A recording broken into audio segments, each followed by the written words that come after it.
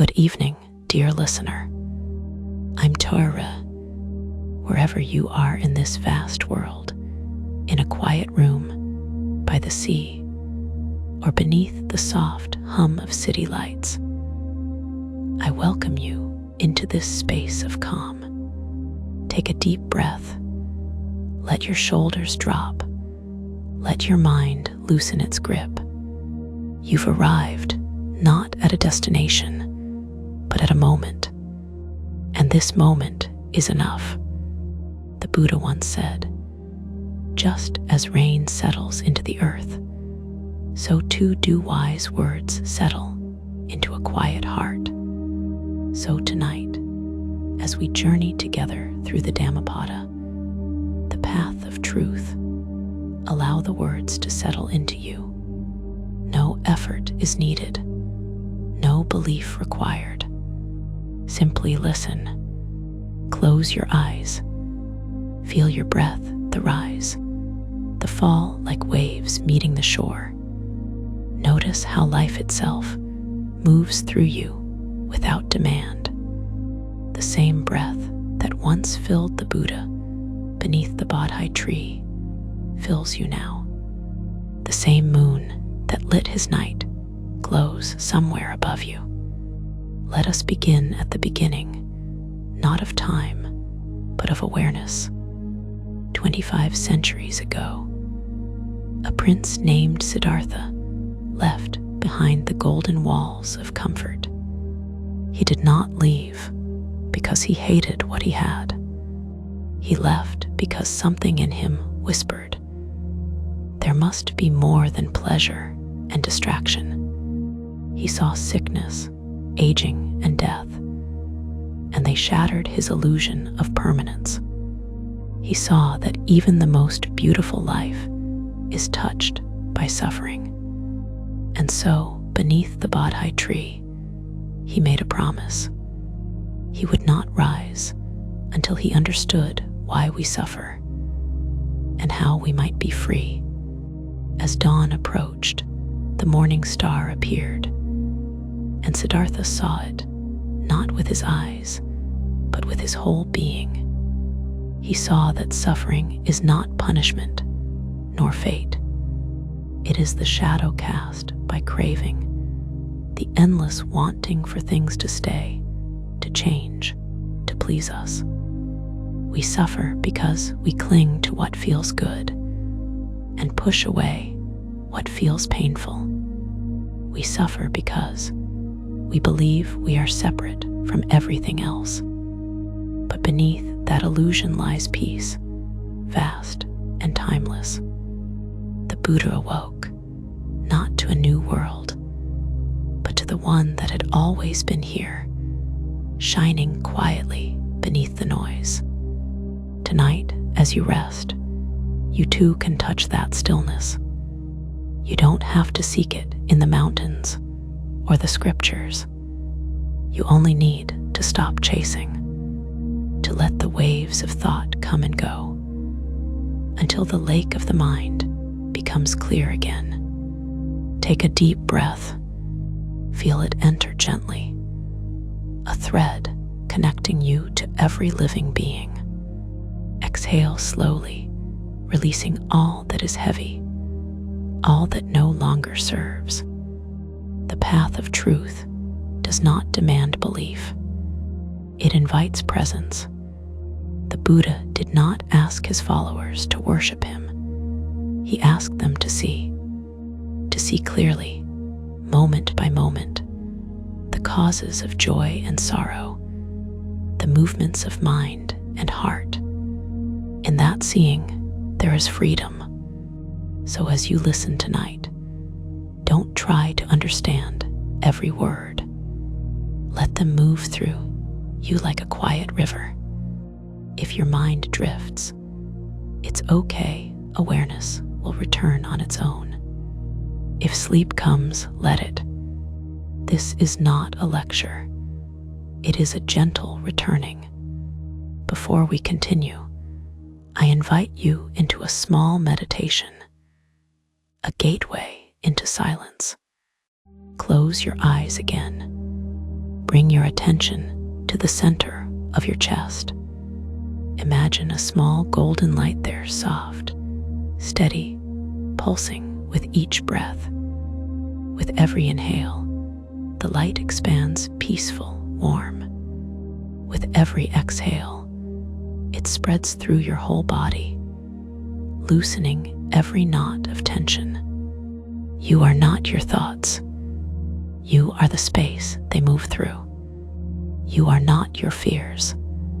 You are the witness watching them fade. Stay here for a few breaths, quiet, simple, awake. Now imagine that golden light reaching outward to your room, your street, your city, your country, and finally touching the world. Everywhere it touches, it whispers, "Peace, peace, peace."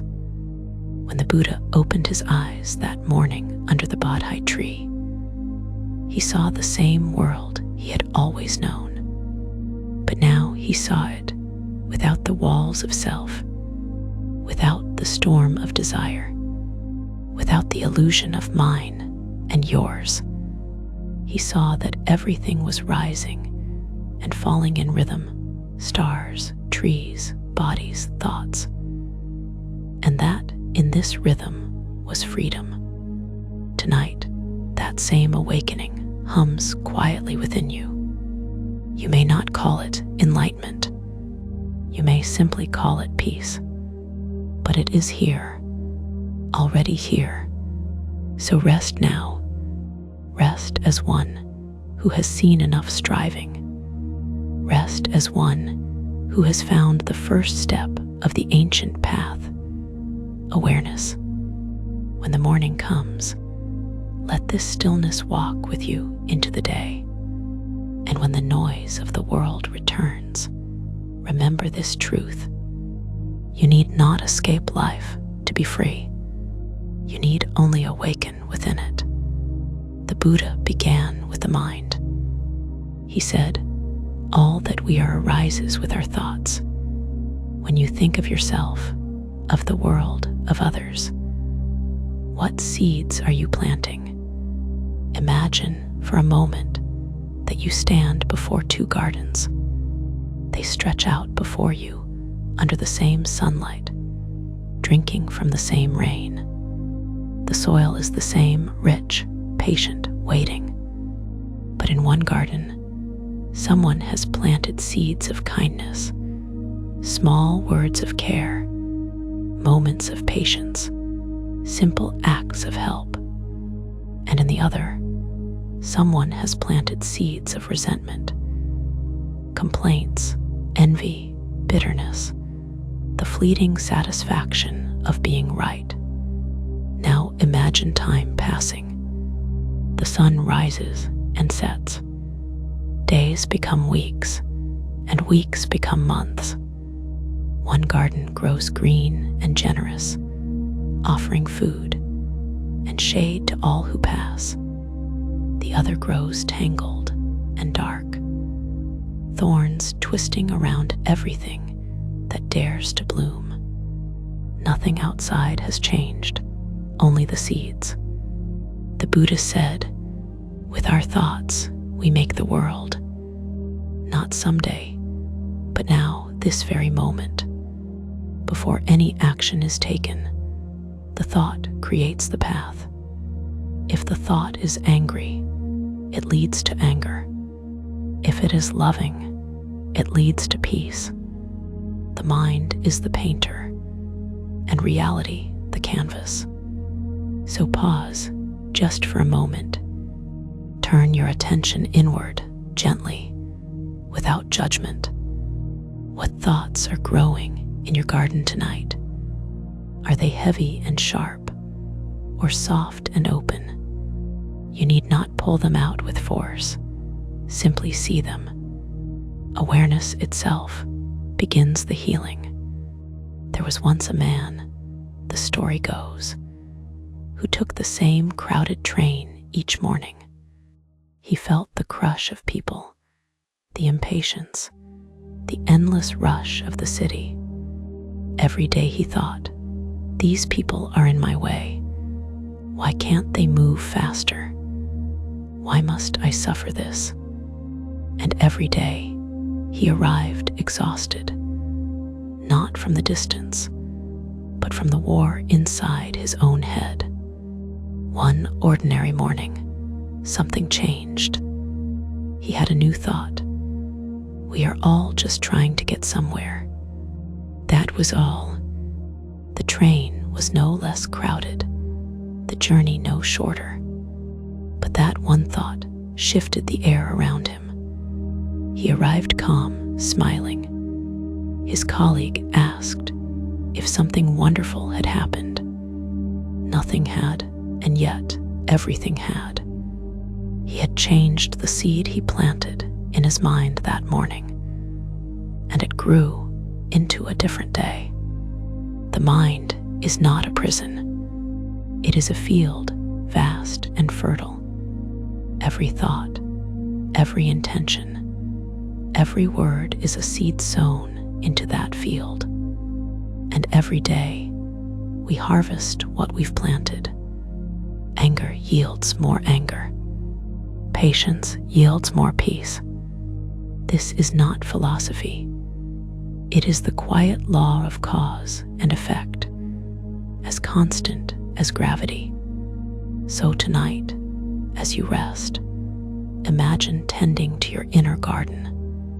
The weeds of irritation and judgment may appear, but you need not curse them.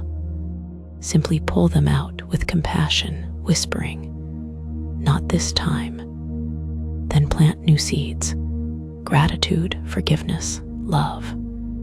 If you wish, repeat softly with your breath. With each inhale, I plant peace. With each exhale, I release pain. Let this rhythm settle into you, calm, steady, unhurried. Each thought is a ripple. Each ripple touches the world. The Buddha often reminded his disciples that thought precedes speech, and speech precedes action. A single unkind word can grow from a careless thought, and from that word, an entire chain of harm. But a kind thought, nurtured and tended, can blossom into a world that heals. If you want to change your life, begin not with your circumstances, but with your mind. For the mind is both the seed and the gardener. As you lie here, think of the mind as soft earth after rain. Each gentle breath is a drop of water. Each kind intention, a seed falling quietly into the soil. You need not see results tonight. You only need to trust the process. Even when you cannot see it, the garden grows. There will be days when weeds appear again. Anger, fear, jealousy, doubt. Do not despair. The Buddha never promised a garden without weeds. He promised that if you keep tending it, the flowers will always return. In that tending, in that simple act of seeing clearly, lies awakening. So before you sleep, send one more thought into the world. May my mind be kind. May my garden bloom. May my thoughts feed the world that feeds me. Now feel your body soften, your breath gentle and free.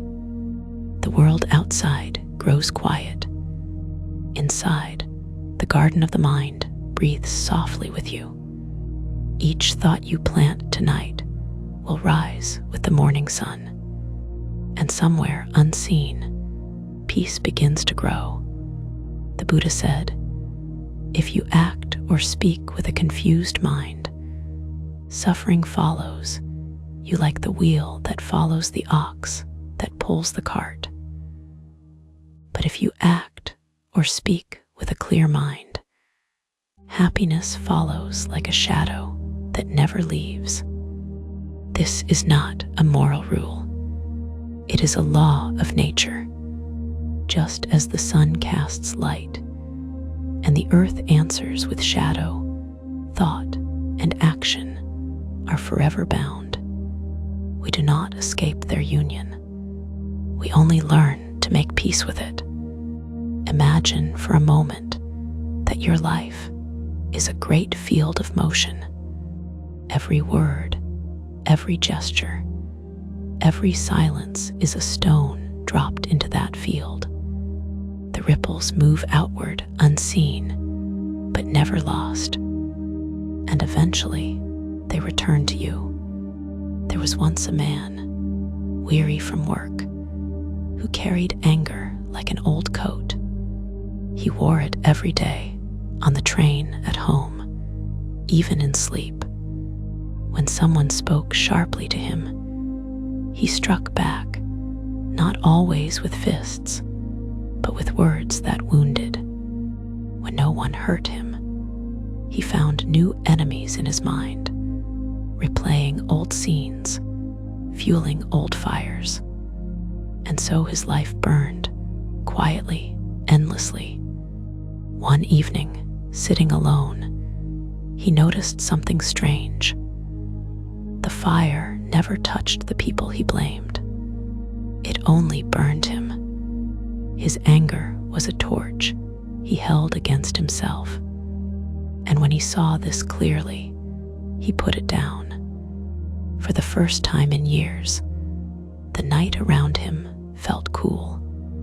The Buddha taught that hatred never ends through hatred. It ends through love. Not the soft love of romance, but the steady love of understanding.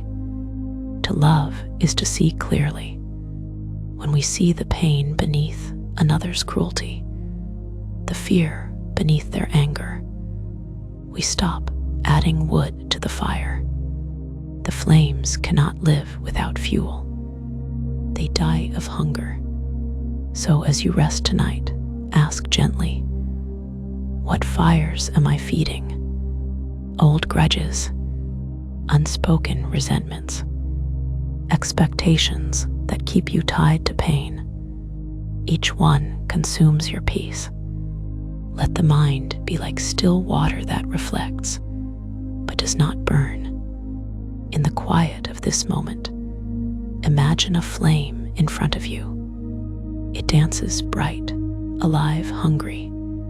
This flame is your anger, your hurt, your need to be right. Now breathe slowly and deeply. With each breath, the flame softens. With each exhale, it fades, until finally, there is only the gentle glow of embers, warmth without destruction, light without pain. This is the shadow the Buddha spoke of, the quiet happiness that follows the clear mind. It is not a reward for being good. It is the natural effect of clarity. When you see without distortion, life reflects peace back to you. Many centuries ago, a monk asked his teacher, "Master, how can I live without anger when the world is unjust?" The teacher smiled and replied, "When a fire burns in your house, do you first chase the smoke, or do you pour water on the flames?" The monk understood. Justice begins in the mind that no longer burns. So tonight, we pour water. We cool the heart. We let go of the need to win, to prove, to punish. Forgiveness is not surrender. It is freedom from the fire. It does not excuse what was done. It simply releases you from carrying it forever. The Buddha said, "As a cowherd drives cattle to pasture, so old age and death drive living beings onward. Life is brief, passing like smoke on the wind. Why spend it feeding flames that give no warmth? Why chase every shadow when peace is found in stillness.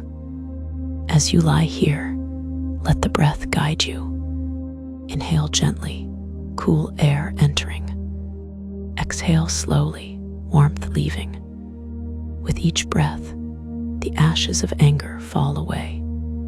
They settle softly, nourishing the soil of compassion. And from that soil, a new seed grows, one of peace, one of freedom.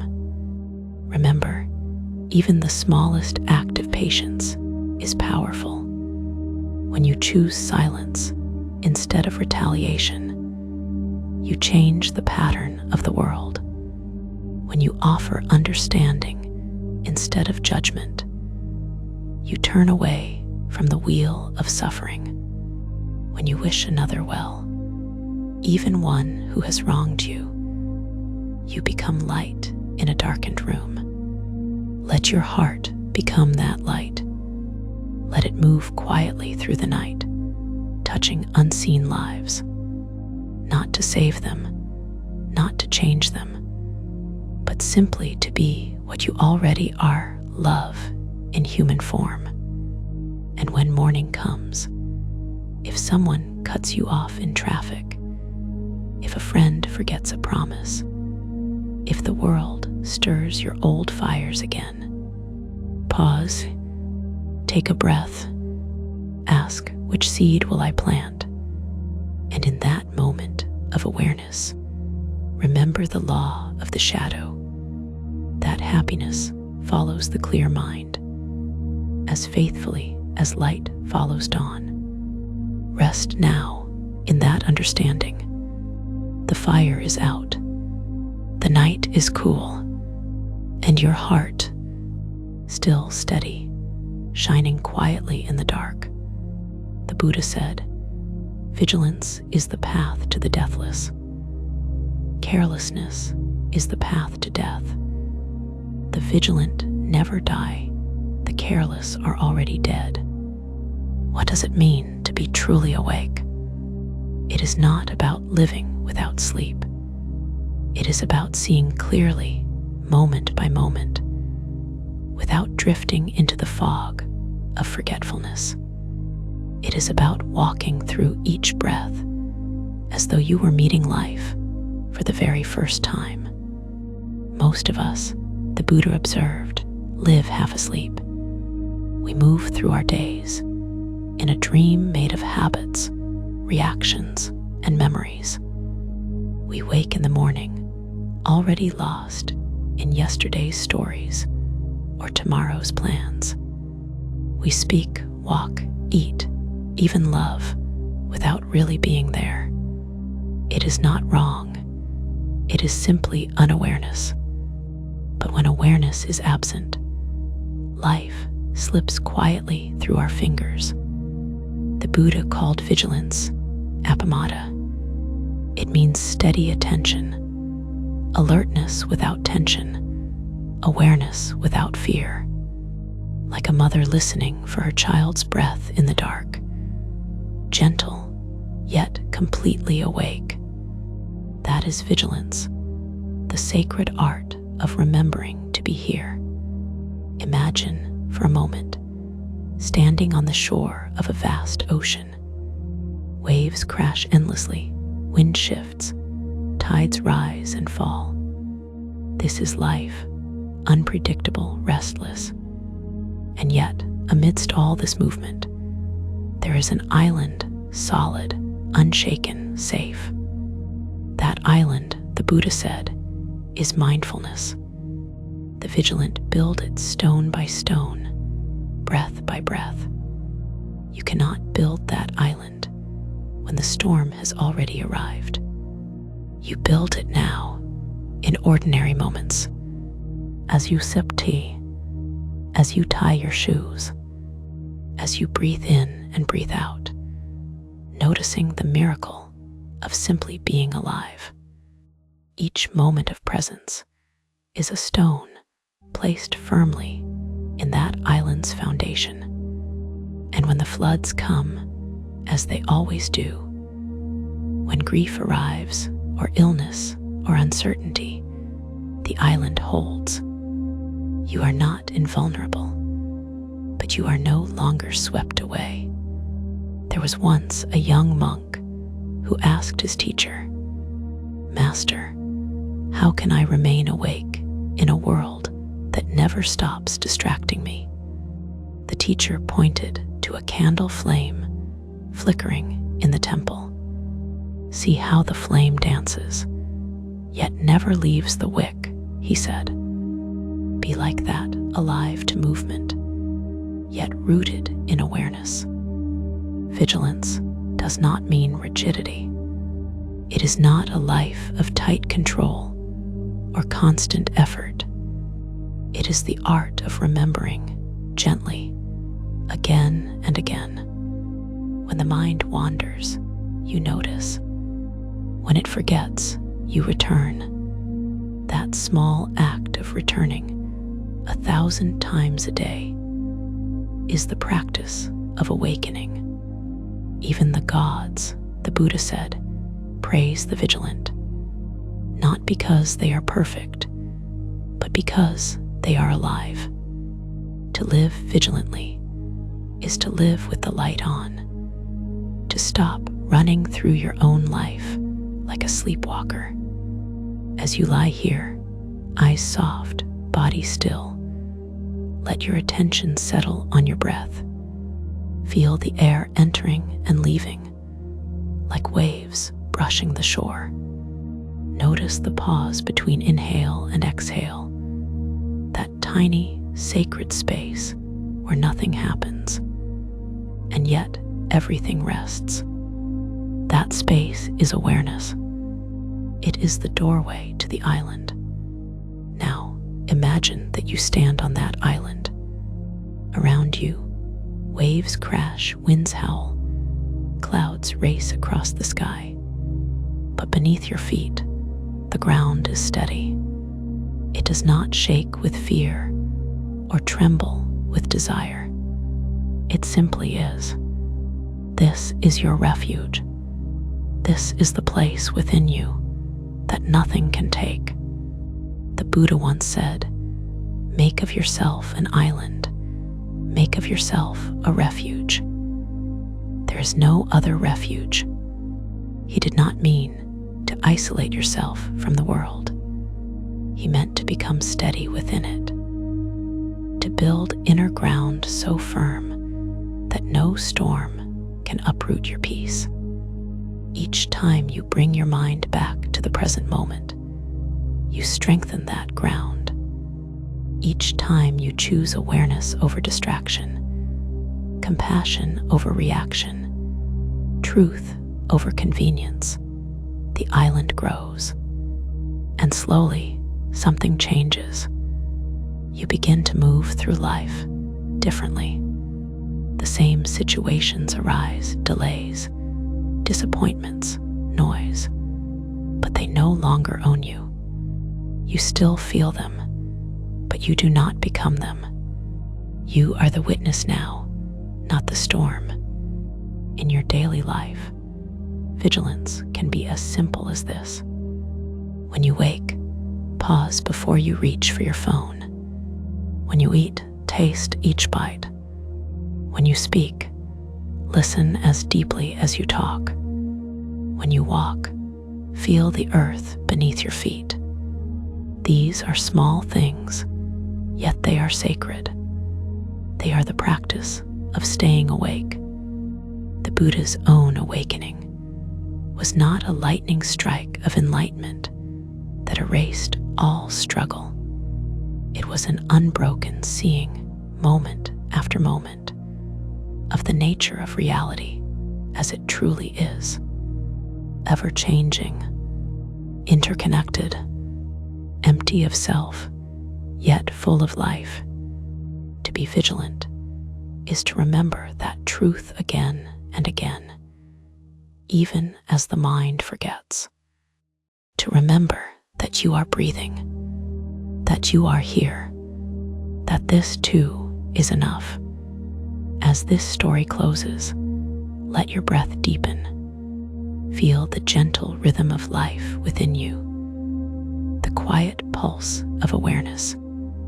In this moment, you are the island.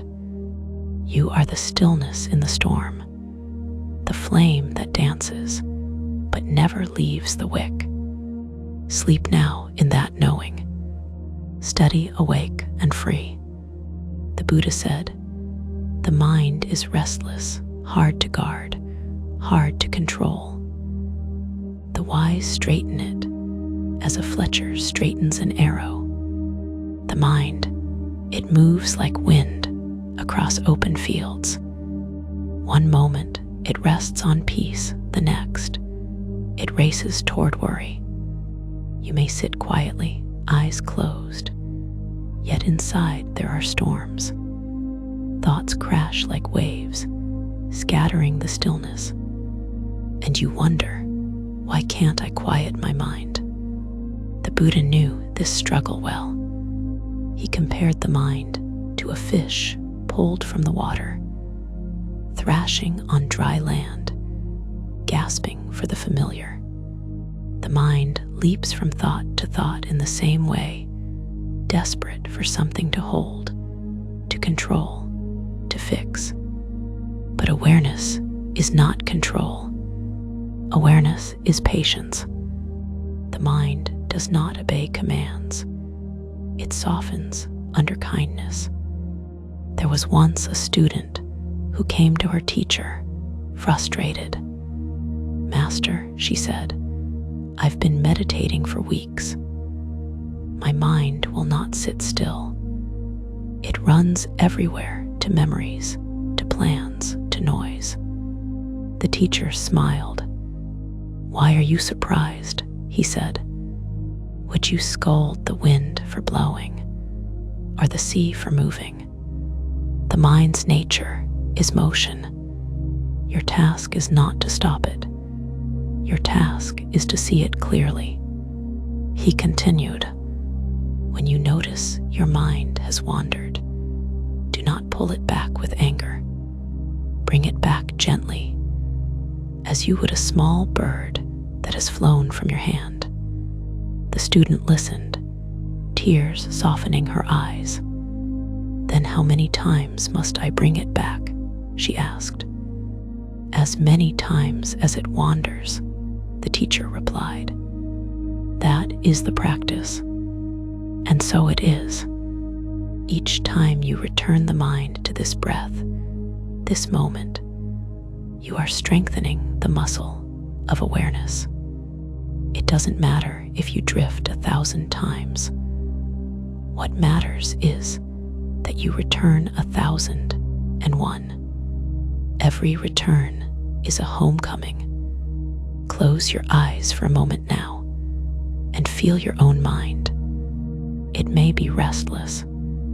It may be tired. It may be loud. Let it be. You are not here to silence it. You are here to understand it. Watch each thought arrive, a word, an image, a memory, and watch it fade. Do not follow it. Do not fight it. Do not finish its story. Let it pass like a cloud, drifting across an open sky. The Buddha called the mind formless and subtle.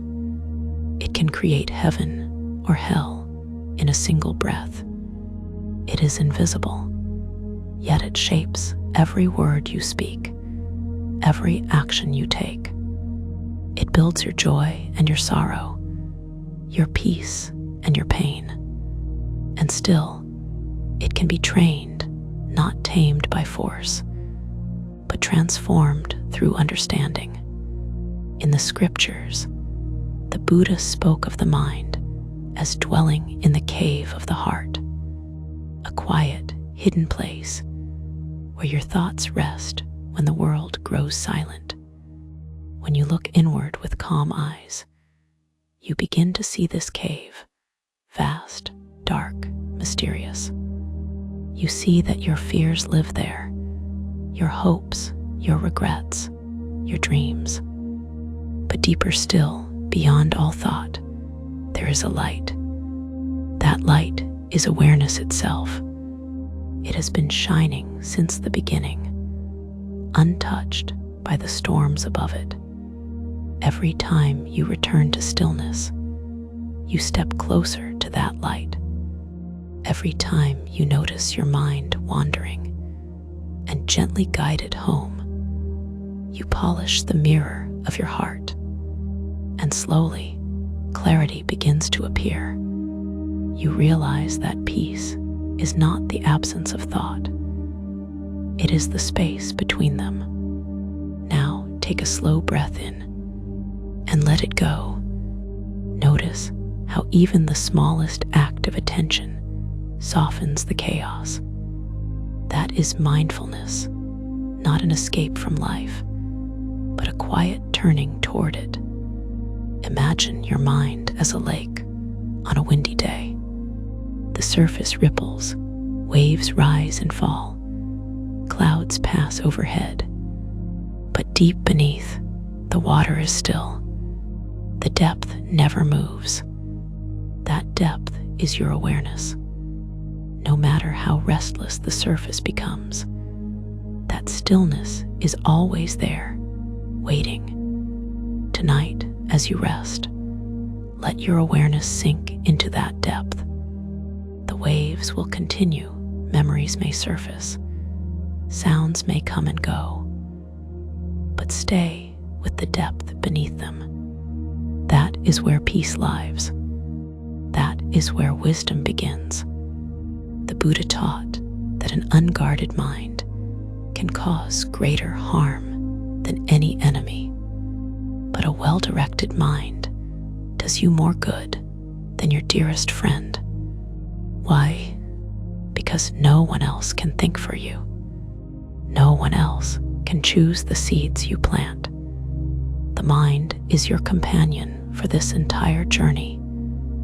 Treat it with gentleness. If it wanders tonight, smile softly and say, "I see you." No judgment, no battle, just recognition. That recognition itself is the path to freedom. When morning comes, carry this knowing with you. As you walk, as you speak, as you listen, remember, the world you experience flows from the state of your mind. Calm mind, calm world. Restless mind, restless world. But here, in this quiet moment, the mind is resting. Not perfectly, not forever, just for now. And that, dear listener, is enough. Breathe again, slowly, deeply. Let the stillness beneath thought embrace you. And as you drift towards sleep, remember, the mind is not your enemy.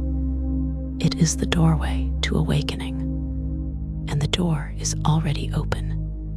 The Buddha once said, "As a skilled garland maker gathers flowers, so should the wise gather the flowers of good deeds." In the quiet garden of life, every action is a flower. Some bloom with kindness, giving fragrance to all who pass.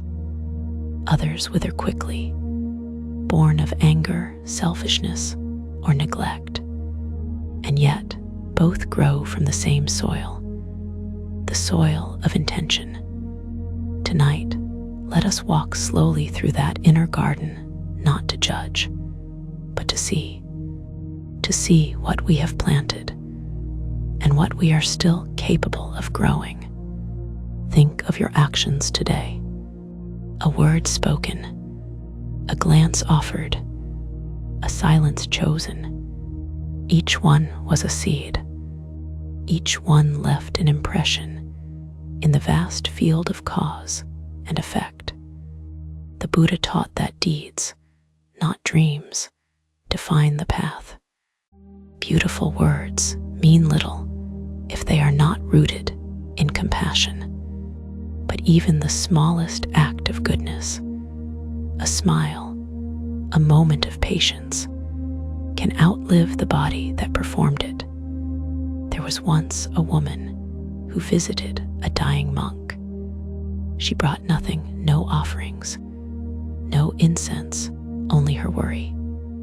She told him she felt her life was meaningless, that her mistakes were too heavy to atone for. The monk asked softly, "Have you ever helped anyone?" She thought for a while and said, "Once, years ago, I gave a lost child directions to his home." The monk smiled. "Then your path began that day.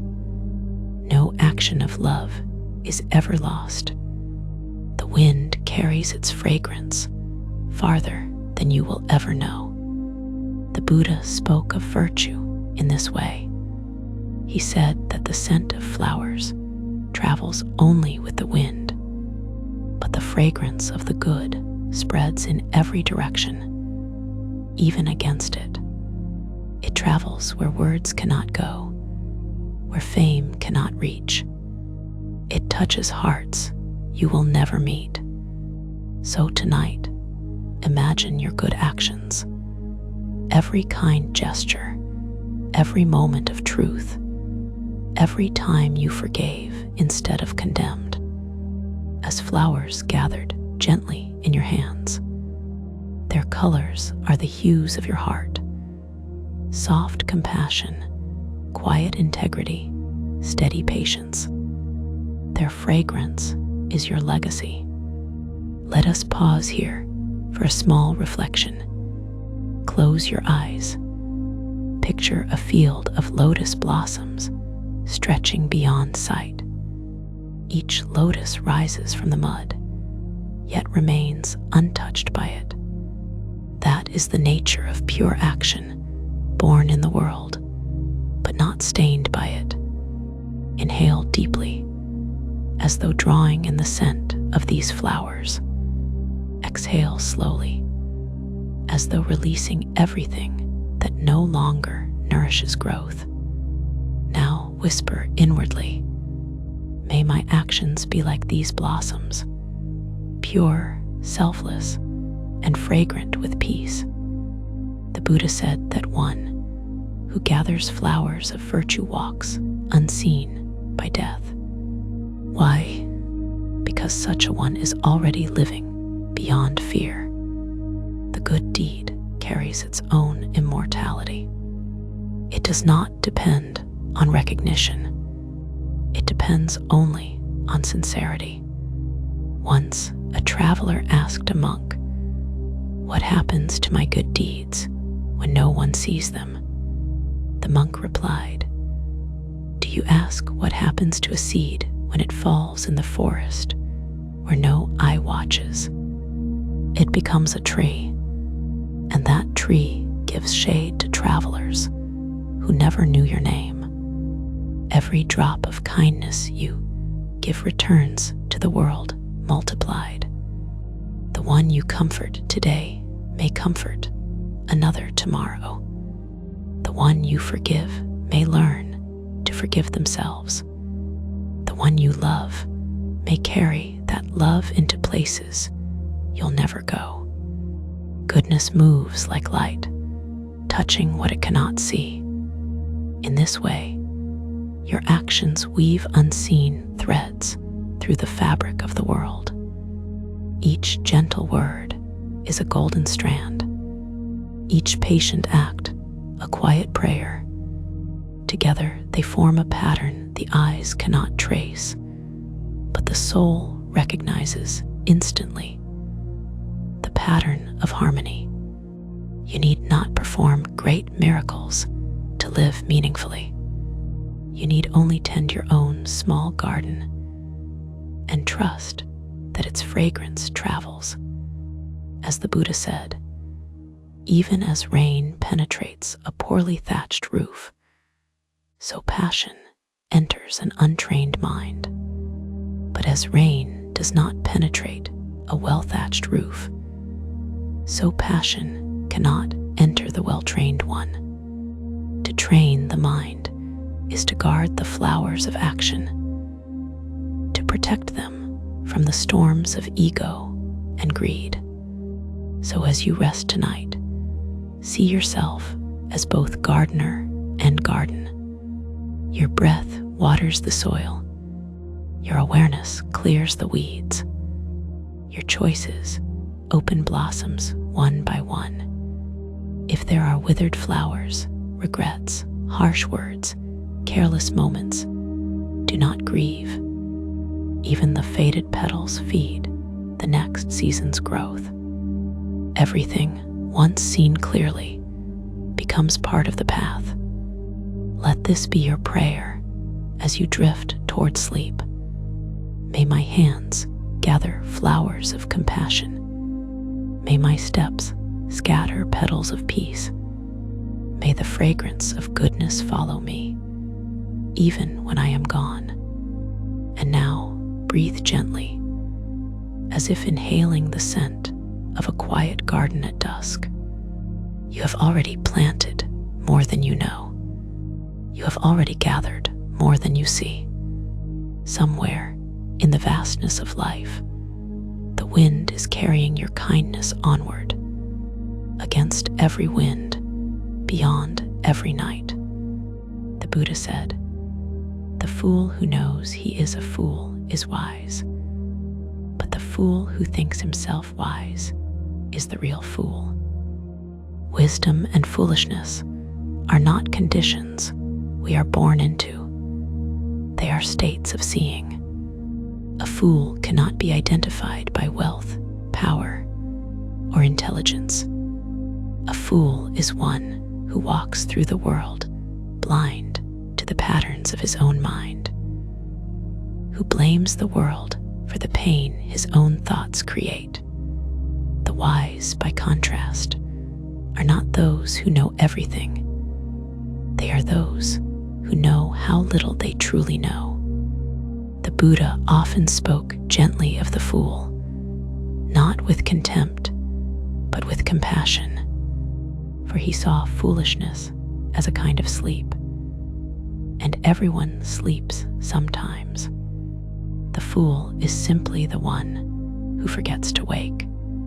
He told a story of a man who spent his life gathering possessions.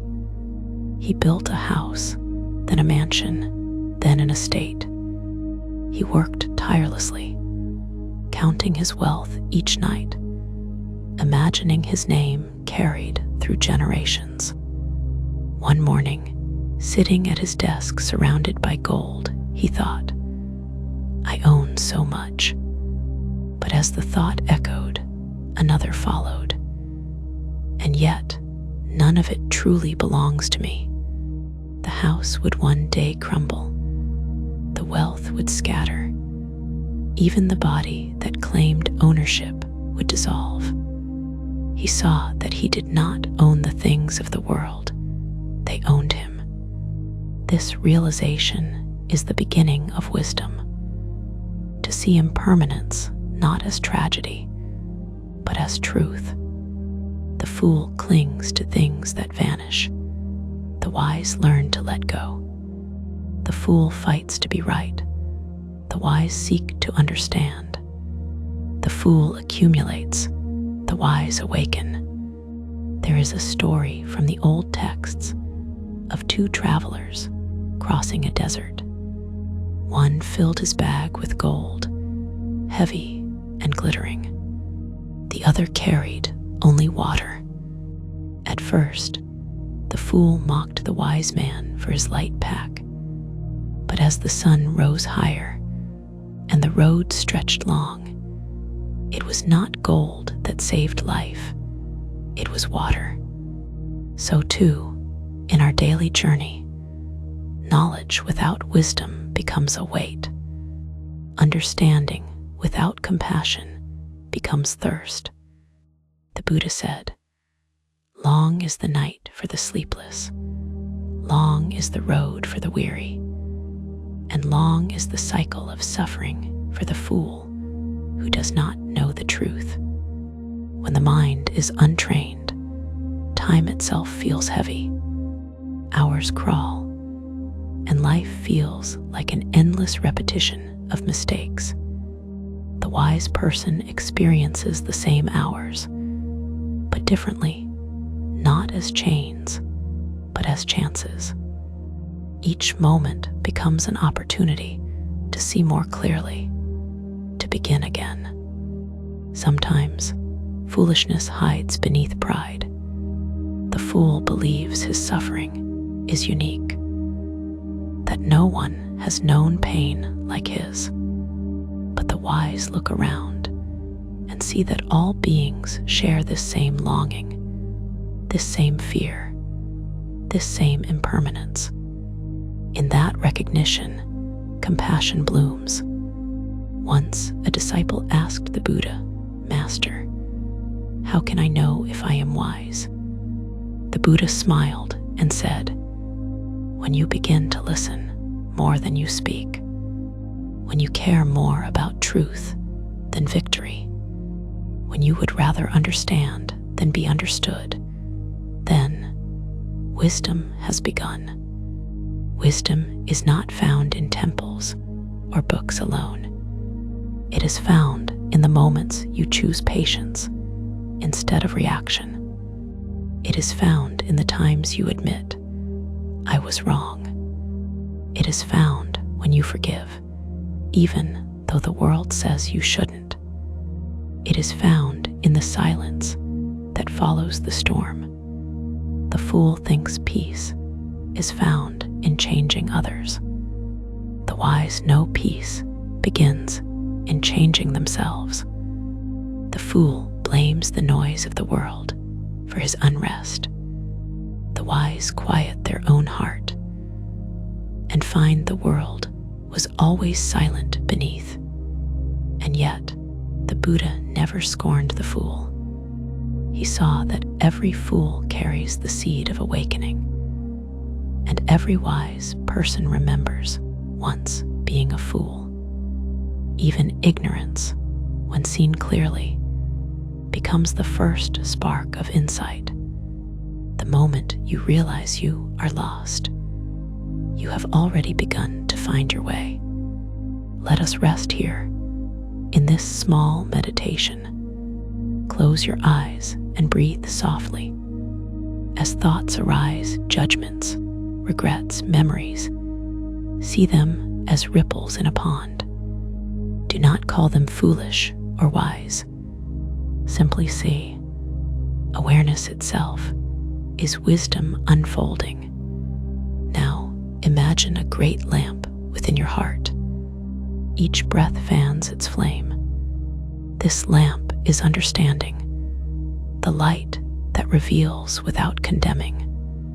As it glows, it shows your own foolish moments, not as failures, but as lessons.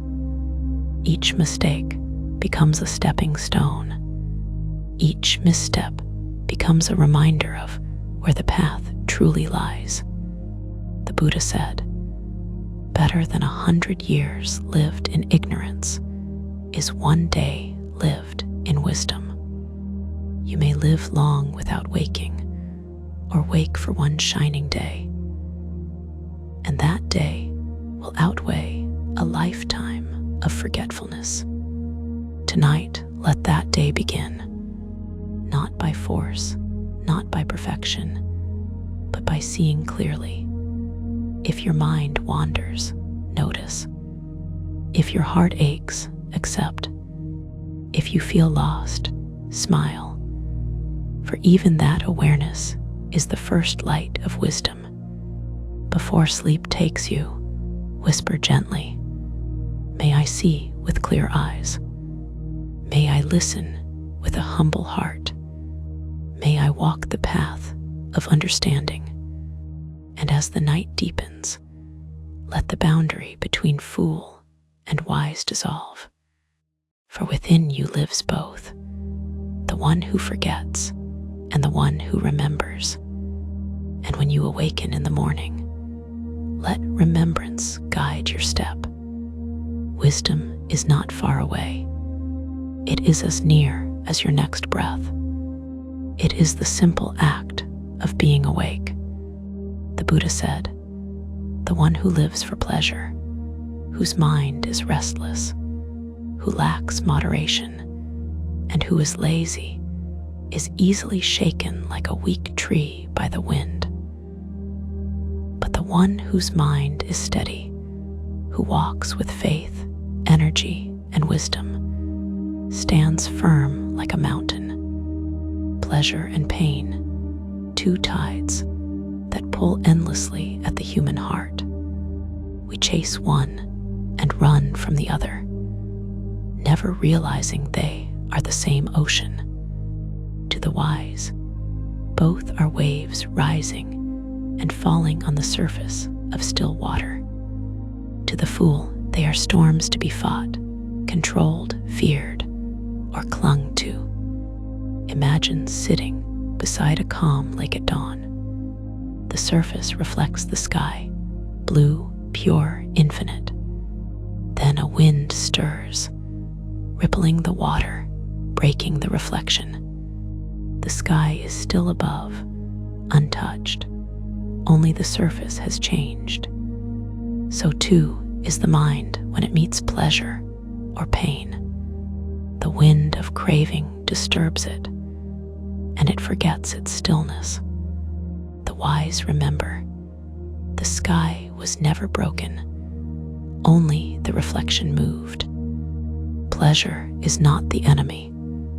The Buddha never said to avoid joy. He only said, do not live for it. When pleasure becomes your compass, you lose the path. When comfort becomes your God, suffering is never far behind. There is joy in this life, in sunlight, laughter, companionship, the scent of rain on the earth. But the joy that depends on things staying exactly as you wish will always tremble. When the cup breaks, when the season ends, when the beloved leaves, that joy collapses because it was built on sand. The Buddha's joy was different. It was not the fleeting sweetness of the senses, but the deep peace that arises when one no longer clings. He taught that to enjoy without grasping is freedom. To suffer without resistance is wisdom. Both are states of seeing clearly. Once a monk asked the Buddha, Master, how can I live in this world and not be bound by it? The Buddha pointed to a bee hovering above a lotus flower. Watch, he said, how the bee takes nectar without harming the flower, without stealing its color or scent. It takes what it needs and moves on. That is how the wise live. The bee's way is the middle way, between indulgence and denial.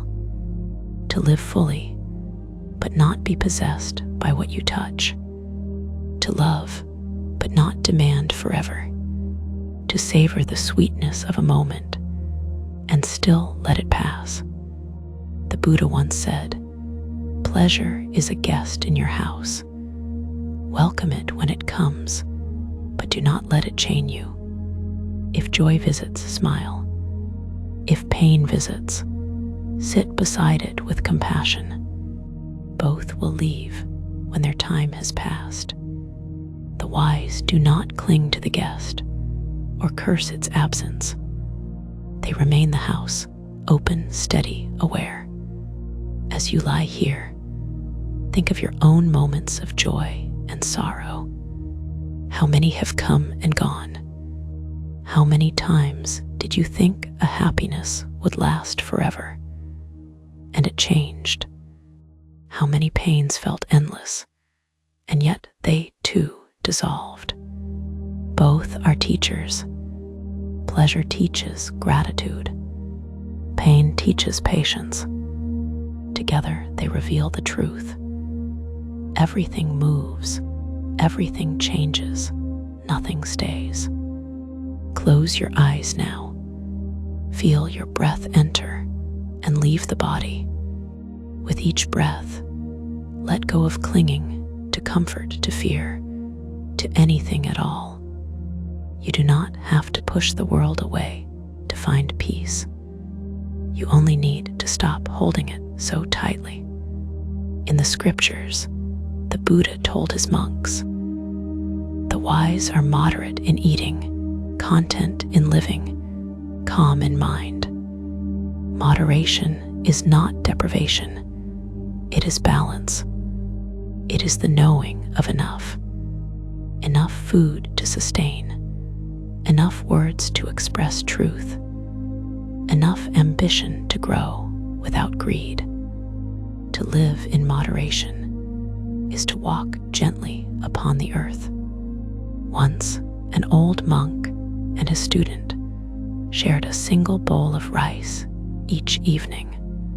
The student complained, "Master, how can we be content with so little?" The master replied, "If the bowl were larger, your hunger would grow with it." Contentment is not measured by what is in the bowl, but by the peace of the one who eats. That night, the student ate in silence, and for the first time, he tasted more than rice. He tasted stillness. Pleasure and pain will continue to visit you, just as night and day visit the sky. You cannot stop their coming, but you can stop mistaking them for truth. Let them pass across the mind like clouds across the sun, leaving no trace. So tonight, before sleep, whisper softly within yourself, "May I greet joy with gratitude. May I meet pain with compassion. May I rest in the stillness beyond both." The middle way is not dull or colorless. It is alive with clarity. It lets you see beauty without fear of losing it, and face sorrow without despair. It is the path between extremes, the path of balance, the path of peace. As you drift now into rest, imagine yourself like that bee, moving gently through the garden of life, taking what nourishes, leaving everything else unharmed. Every breath, a soft flight from one moment to the next. Pleasure and pain are no longer enemies. They are waves upon your lake, shimmering, temporary, beautiful. And beneath them, the water remains still. The Buddha said, "The fragrance of flowers goes not against the wind, the scent of sandalwood, of rose, or jasmine travels only with it. But the fragrance of virtue spreads in all directions, even against the wind. The virtuous one pervades every place. In this world, fragrance fades. The sweetest flower wilts. The perfume of the finest sandalwood is carried away by time. But there is a scent that does not fade, the invisible fragrance of a good heart. It is the scent of honesty, of compassion, of peace. It cannot be bottled or sold, but it lingers wherever kindness has passed. Virtue, the Buddha taught, is not something you put on for the world to see. It is something that grows quietly within until the whole world can feel it without you needing to announce it. When you act from truth, speak from gentleness, and think from love, you perfume the air around you. Even in silence, your presence becomes healing. There once lived a woman in a small village who cared for the sick. She had little wealth, and her clothes were plain. Each morning she rose before dawn to tend to those who suffered. When she passed through the streets, the children smiled, and the dogs wagged their tails. No one knew why, but her presence felt like morning sunlight, soft, warming, steady. When she died, the village mourned deeply, though she had no riches to leave behind. Years later, people still spoke of her, saying, "Her kindness still lives here." That is the fragrance of virtue. It lingers long after the body is gone. Virtue is not a moral performance. It is a quiet alignment between what you know is right and what you choose to do. When your thoughts, words, and actions flow in harmony, your life itself becomes an offering, and that offering releases a subtle aroma, unseen, yet unmistakable. Pause for a moment and think of someone whose goodness has touched you. Maybe a teacher who believed in you, a friend who forgave you, a stranger who smiled when you needed it most. You can still feel their presence, can't you? That is the scent of their virtue, drifting through time, reaching you now. And what about you? Your own small acts, the times you were patient when anger beckoned, honest when a lie was easier, generous when no one was watching. Those, too, released fragrance into the world. Perhaps you didn't notice, but someone breathed it in, and their heart softened because of you. That is how goodness travels, quietly, invisibly, enduringly. The Buddha said, "Better than the scent of sandalwood or jasmine is the fragrance of virtue. Faint is the scent of flowers, but the fragrance of the virtuous rises to the heavens." He meant that inner purity reaches farther than any outer display. Sandalwood fades, but integrity endures. Jasmine wilts, but truth never dies. Close your eyes now. Imagine a gentle breeze moving through a forest at dawn. The air is cool, carrying the scent of wild blossoms, of earth after rain. This breeze is your life, always moving, always touching others. What fragrance does it carry? What trace does it leave? Take a slow breath in, and as you exhale, release every harsh word, every resentment, every regret that clings to you. Let them fall away like dry leaves. Then breathe in again, and with each breath, draw in compassion, truth, gentleness. These are the flowers of the Spirit. Their scent cannot be lost. Once, a disciple asked the Buddha, "Master, how can we know if our practice bears fruit?" The Buddha replied, "When the fragrance of your presence soothes even those who disagree with you. When others feel peace in your company, even without words, then your virtue has ripened." The wise do not worry about reputation. They know that the true reputation of a person is not built on fame, but on the unseen influence of their actions. The world may forget your name, but it will never forget how you made it feel. That is your real legacy. In the stillness of the night, think of all the lives you've touched without knowing. The kind words you spoke years ago that someone still remembers. The help you offered when no one else saw. Even a smile, a single act of patience. These are offerings to eternity.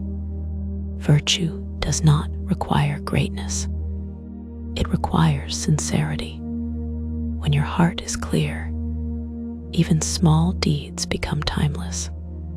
The Buddha said, "Just as a single lamp can light 1,000 others without losing its flame, so does the virtuous life kindle peace wherever it shines. Let that light glow within you tonight. Imagine your heart as a lantern of soft golden fire.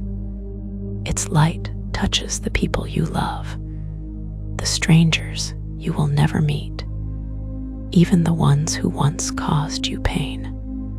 Each breath carries your light farther, your fragrance deeper into the world.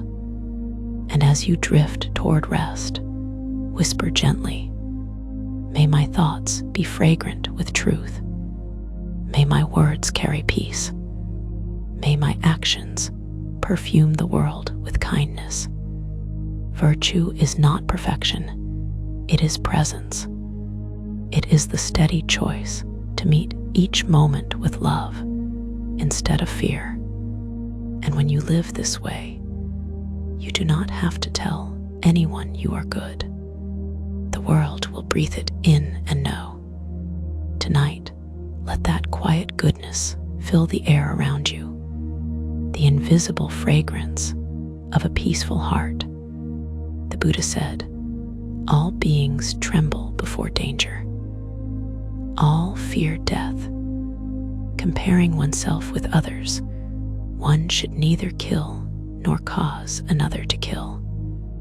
The path of wisdom begins when we see ourselves in every living being, when we realize that the same breath that fills our chest moves through all creatures, all hearts, all forms of life.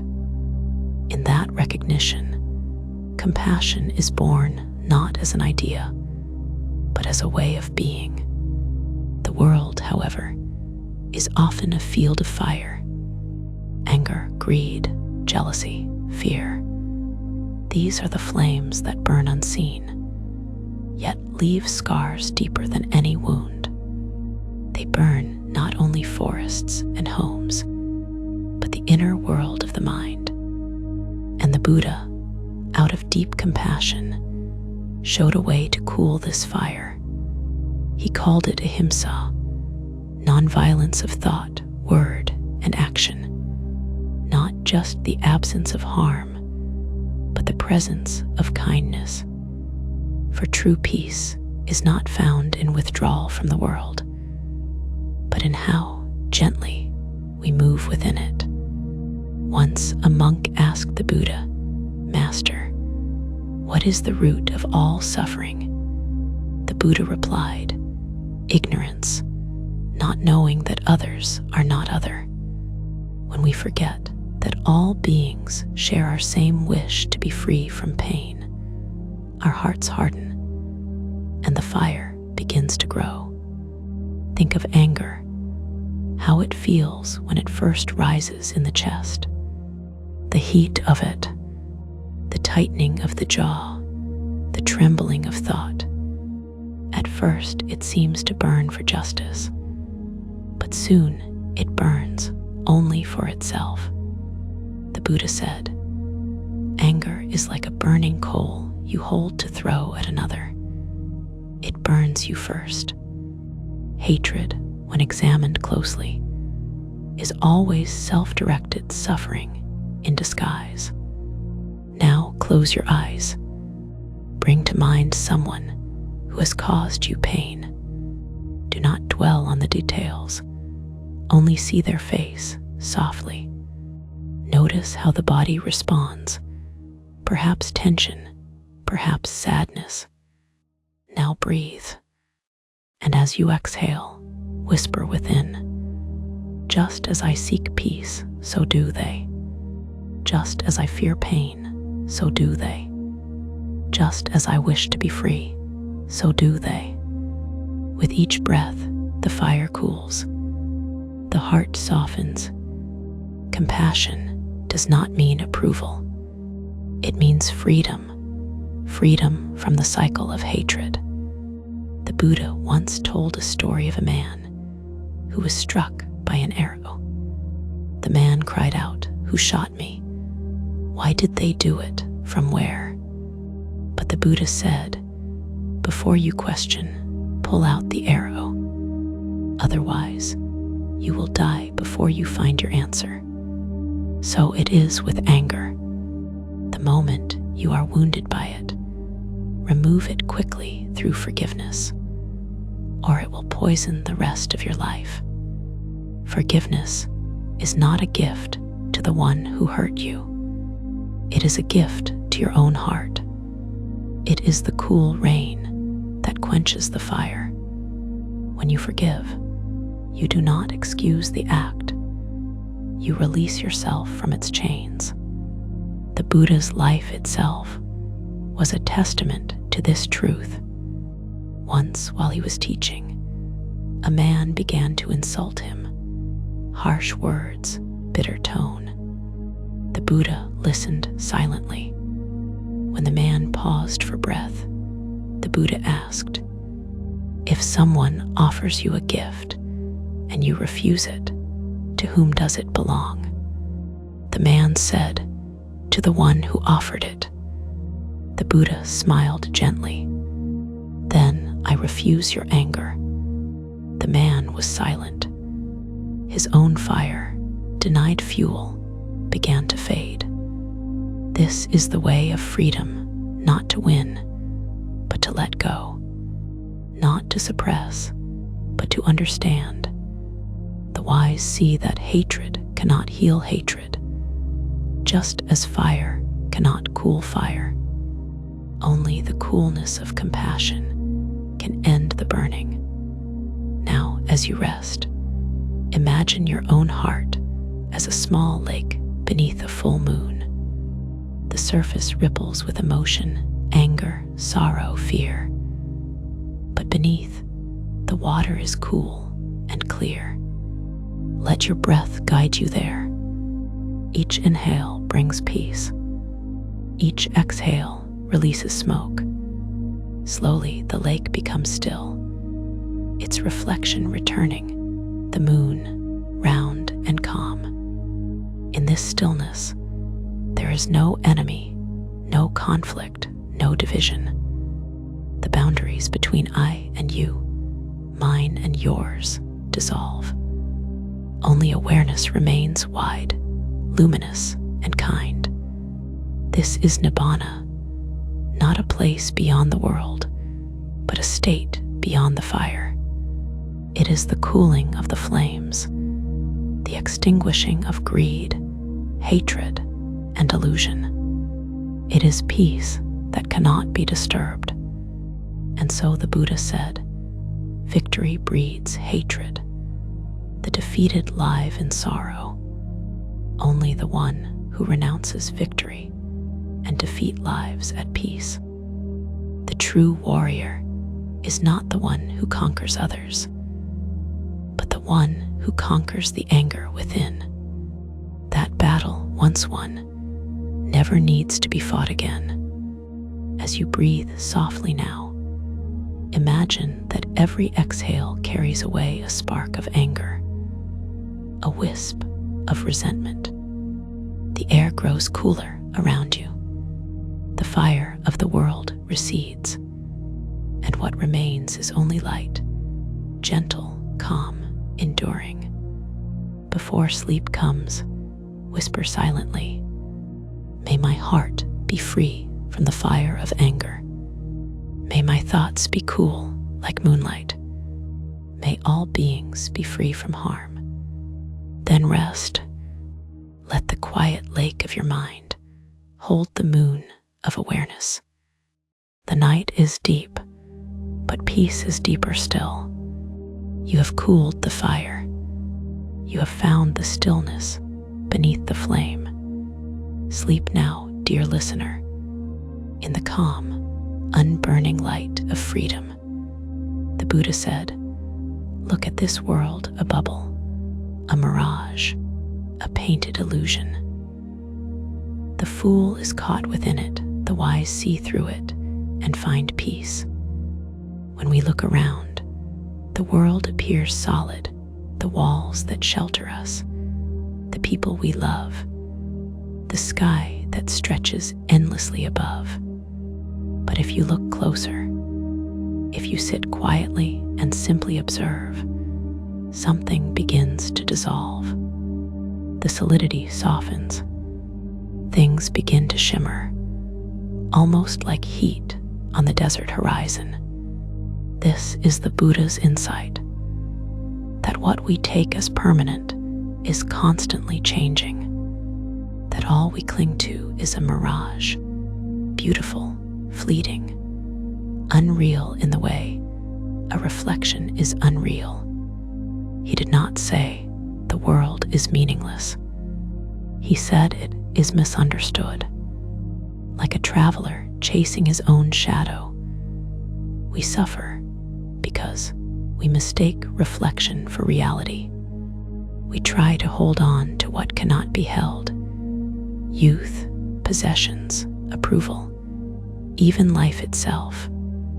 And when these slip through our fingers, as they must, we grieve, thinking something has been taken from us. But nothing was stolen, only illusion dissolved. Once a monk sat beside a river at dusk. The water shimmered gold beneath the fading light. As he gazed, he saw his reflection trembling on the surface. He reached out to touch it, and the ripples scattered it away. He smiled softly. "The reflection was never me," he whispered. "So what has been lost?" The Buddha taught that all phenomena are like that, reflections on the surface of the mind. They appear real only until the water is disturbed or still. The wise do not cling to the image. They rest in the awareness beneath it. This understanding is not cold or distant.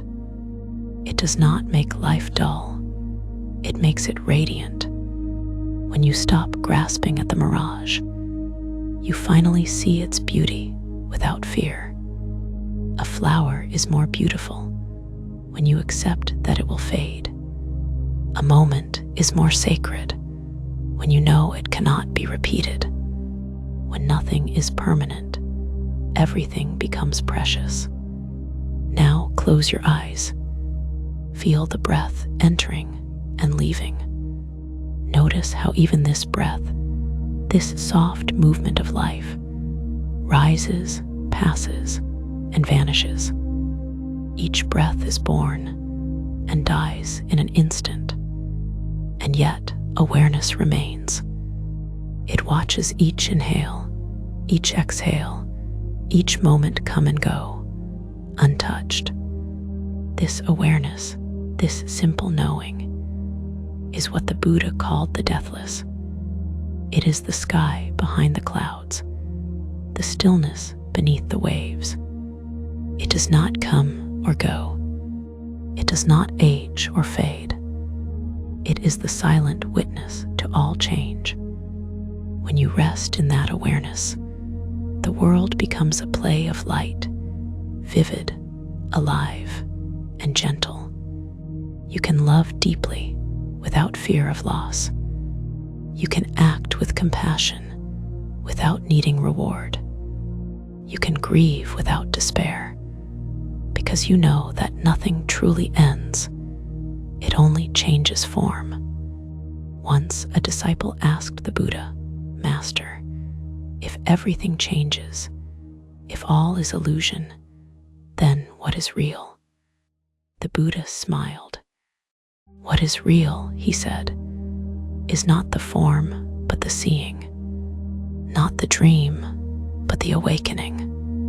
To live wisely, then, is to see through appearances without denying them, to walk through the marketplace, the forest, the home, knowing that all things are dancing shadows, and yet to bow to them in reverence, because even the shadow points to light."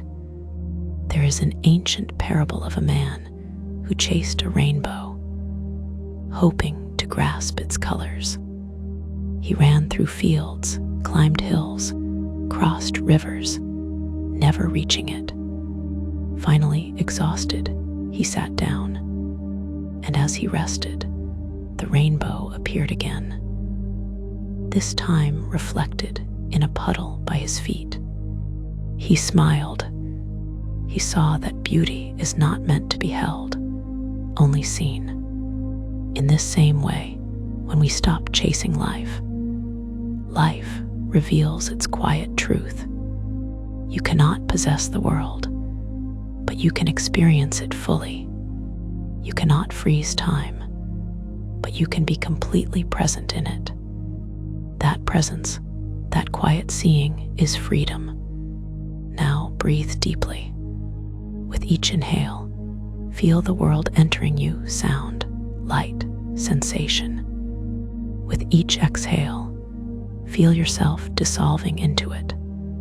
The boundary between you and the world grows thin, transparent. There is no separation, only flow. The Buddha said, "All conditioned things are impermanent."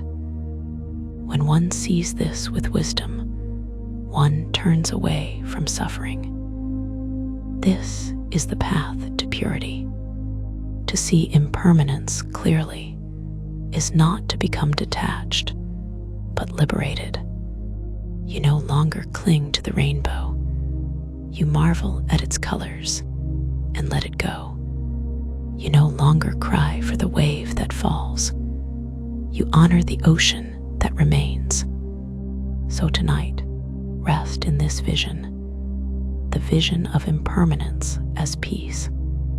The world will continue its dance. Stars will burn, seasons will turn, faces will age, names will fade. But awareness, your true home, remains vast, luminous, untouched.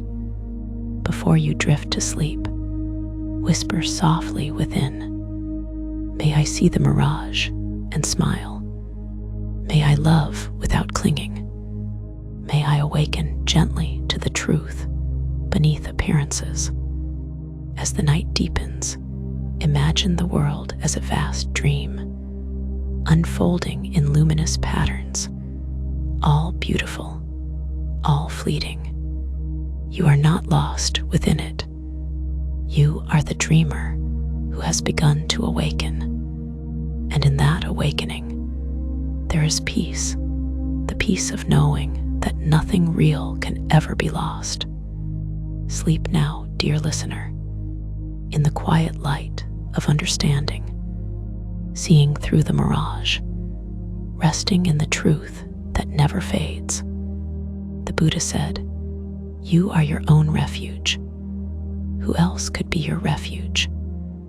With the self well controlled, one finds a master rare in this world. The final step of the path of truth is not a step outward. It is a turning inward. After all the teachings, after all the seeking, after every illusion has fallen away, the journey ends where it began, within your own heart. For the one you were searching for has always been the one who listens now. In this quiet moment, the Buddha did not leave behind commandments or rituals for salvation. He left a lamp, a light to guide you until you find your own. When he lay upon the ground beneath the solid trees in his final hour, his disciples wept. He said gently, "Be a lamp unto yourselves. Work out your liberation with diligence." And then he entered the great silence, the peace beyond all becoming. To be your own refuge means to stand rooted in awareness, no matter what passes. Not because life is always kind, but because awareness itself is unbreakable. You may lose everything, your youth, your possessions, your loved ones, even the body you inhabit.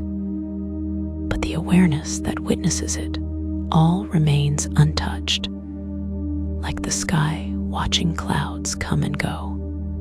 Think of a tree in the wind.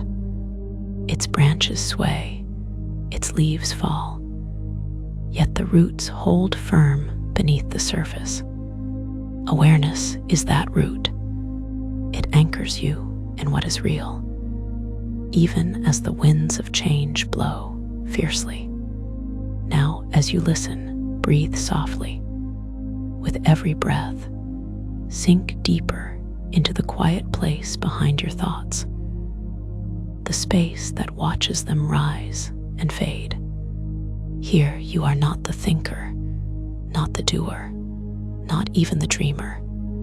You are the witness, vast, spacious, still.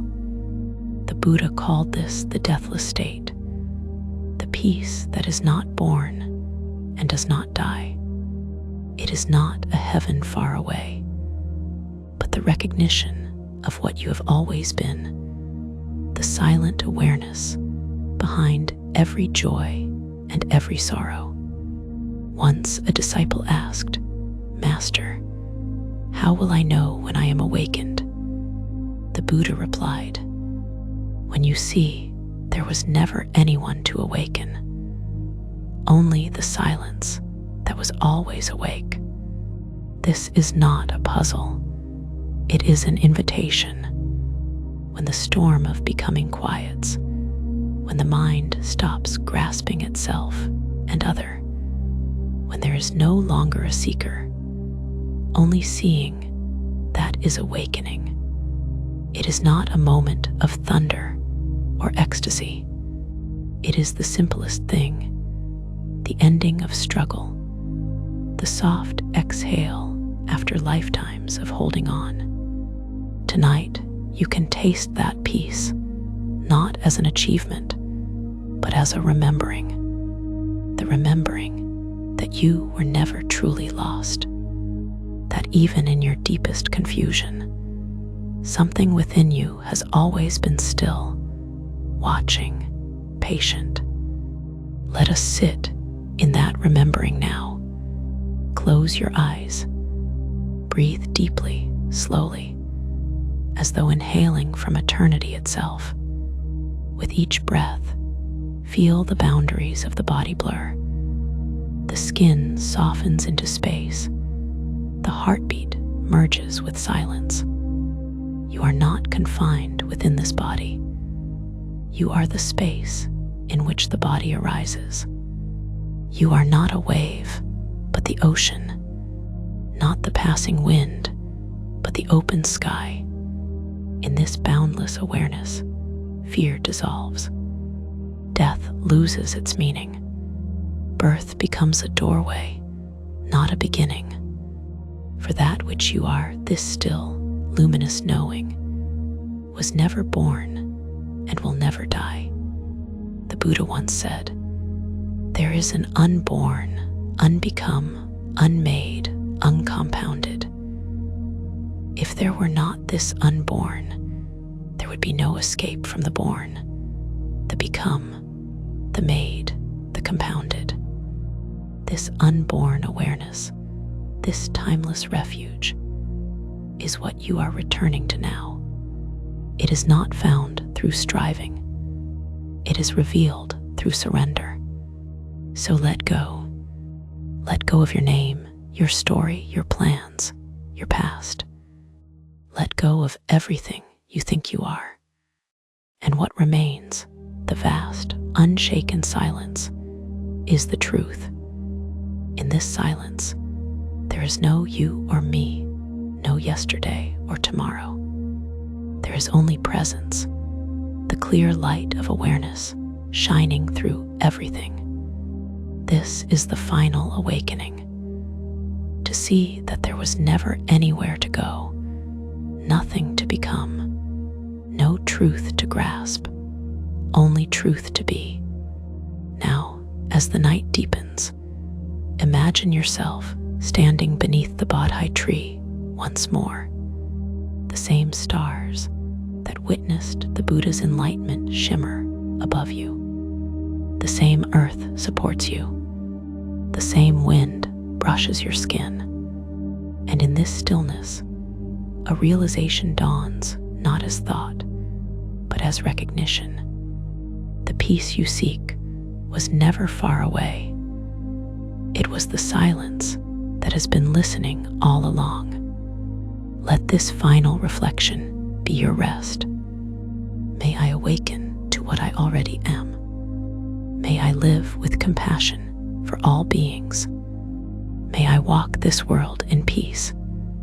As your breath slows, let your awareness spread beyond the body, beyond the room, beyond even the stars. There is no boundary now, only the soft, endless light of knowing. The Dhammapada ends not with answers, but with quiet understanding. The path does not lead somewhere else. It leads you home, to the awareness that was never apart from life, but hidden within it. Sleep now, dear listener, as the awakened ones sleep, not in escape, but in union with the truth. The path of truth is complete, and in this stillness, you have arrived. And now, dear listener, our journey through the Dhammapada. The path of truth comes to its gentle close. You have walked beside the Buddha's words, through gardens of thought, across rivers of silence, beneath the shade of timeless wisdom. Together, we have wandered through the landscape of the mind, from restlessness to calm, from confusion to clarity, from seeking to seeing. As this night deepens and the echoes of each story fade, I invite you to rest, not in forgetfulness, but in remembrance. The remembrance that peace is not something to be found outside you. It is something that has always lived within you, quietly waiting to be noticed. The Buddha's teachings were never about worship. They were about awakening. Awakening to the truth that you are both the traveler and the destination, both the wave and the sea.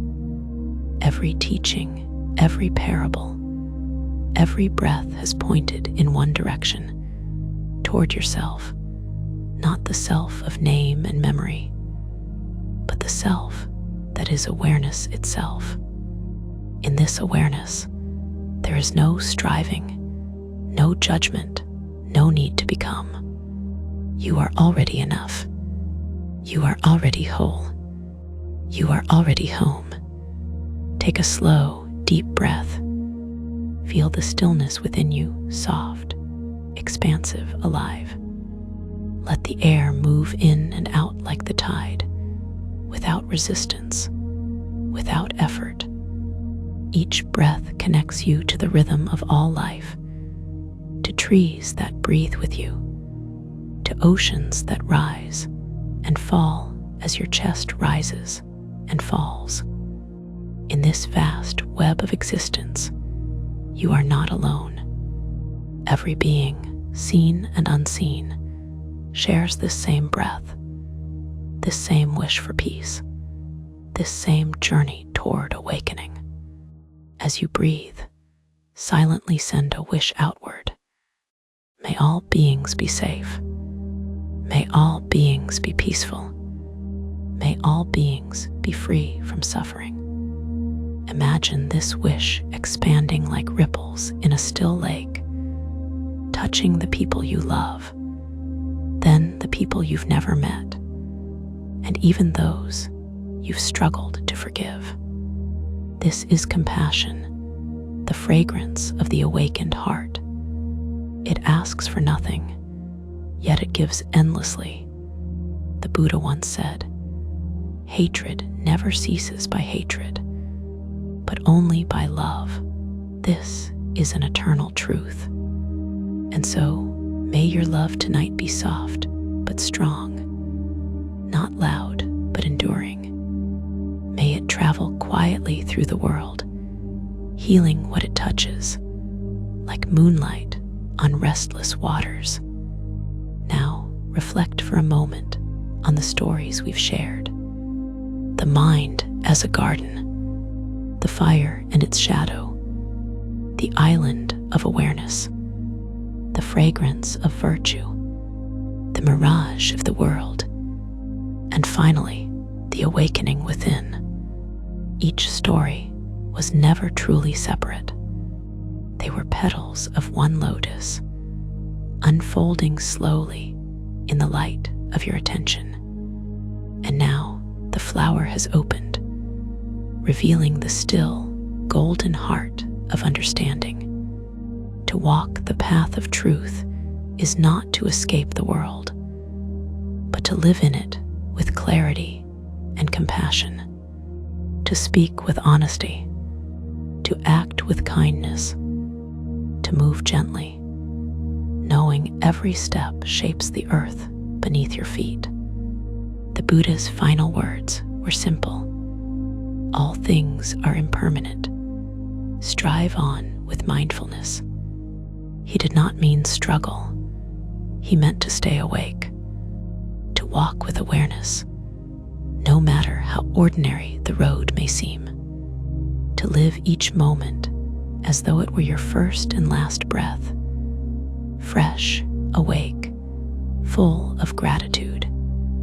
As the night surrounds you now, feel that gratitude rising softly within for the gift of this body, this breath, this awareness that witnesses it all. Even your tiredness is sacred. It is the body's whisper, asking for rest. Let your eyelids grow heavy. Let your breath slow to the rhythm of peace. There is nothing more to do, nothing more to understand. You have already arrived. And as you drift into sleep, know that the teachings do not end here.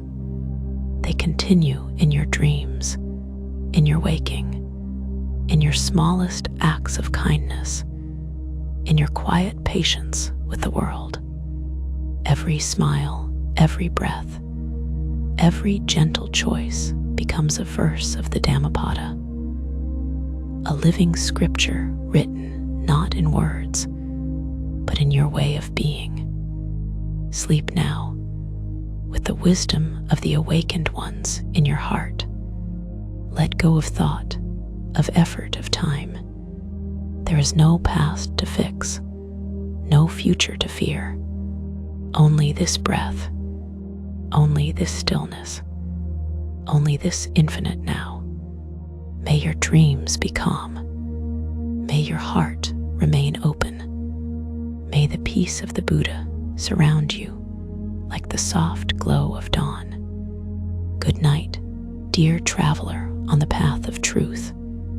Until we meet again in the silence between thoughts, rest in the light of your own awakening. The path has ended, and you are home.